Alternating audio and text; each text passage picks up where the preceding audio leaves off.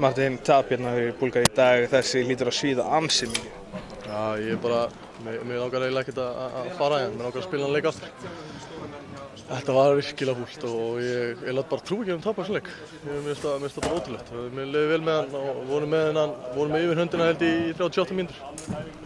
Og það er fúlt að klúðra þessu. Ertu með einhverja svona skýringu eða hvað gerist þannig í lokin? Bara allt og margar lélegar ákvarðanir og sama tíma kannski hittu þeir svona erfiðum 3 stiga skotum og við á sama tíma hittum ekki neitt og kannski unnum bara svona svolítið hræddir og vorum að spila svolítið bara handbolta fyrir utan 3 stiga línuna sem gengur ekki. Við þurftum að vera miklu aggressívari og fara á þá eins og vorum að gera í eiginlega alla leikinn. Og þú veist, við erum miklu betra í körfubolta heldur en að vera kastunum með trekk í trekk út af. Og það er það sem svona draf okkur held ég.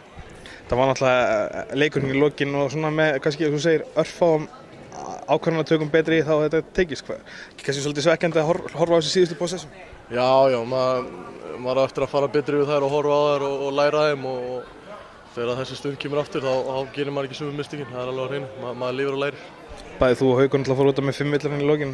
Getur aldrei svekkjandi að hafa verið í þeirri aðstöðu að þurfa að brjóta? Og það er svona sérstaklega í fyrra áleik. Mér fannst ég fá 2 frekar ódýrar villur þarna og það svona breytir manni, þú veist, maður verður aðeins minna aggressífur í vörninni sérstaklega og svona kannski fer að passa sig og þú veist, það hjálpar hinu liðinu að þegar maður að passa sig varnarlega og ég náttúrulega sé bara eftir þeim villum og gerir það ekki aftur.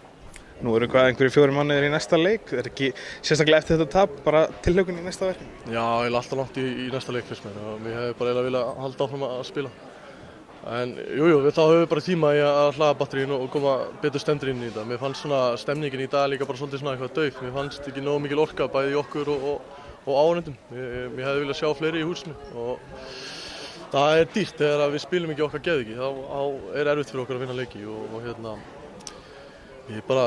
núna þú veist, hugsaðum þetta og endurhlöðum okkur og komum inn í næsta glugga með bara 2 sigra. Glæsilegt, það er ekki lengur.